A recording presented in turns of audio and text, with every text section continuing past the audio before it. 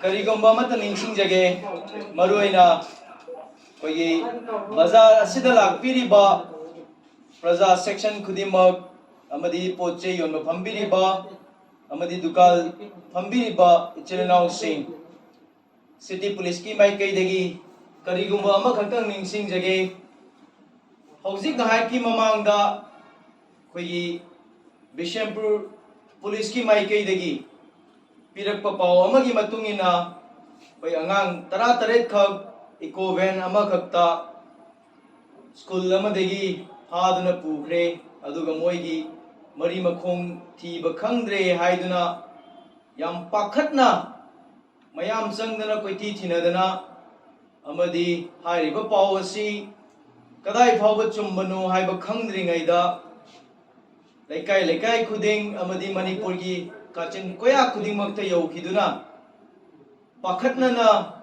kananabu hurang khibano natraga kananabu pukhibano haiba khangdana mayam changdana koiti thinaramba adu haiba paw adu social media da Facebook ta amadi WhatsApp ta viral oiraktuna angang ahum khak chongdaraga amadi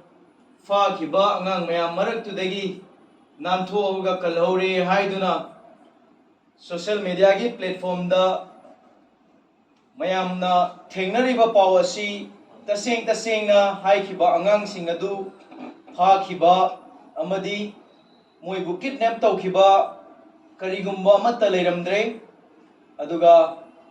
mayamna ubiriba angang ahum aduna koigi school gi sutti huranduna moina chatningba yaba mafamda koiba yaba mafamda chatnanaba hotnabada makoina haijanbadagi hariba rumor asi sandokiduna praja section khudikmangna pakhatna amadi yam nungaitana angang sing adugi mathwai karomnano haiduna pakhat piramba sing adu madu hariba paw adu aranbani akhoi police na kanna thijaduna hariba angang 33 kidnap tawkhre haibagi paw adu akhoi da huje confirm oina madugumba karigumba thogdok amata thokhiba leite haibagi information leijare aduna praja section khudimangna pakhatnariba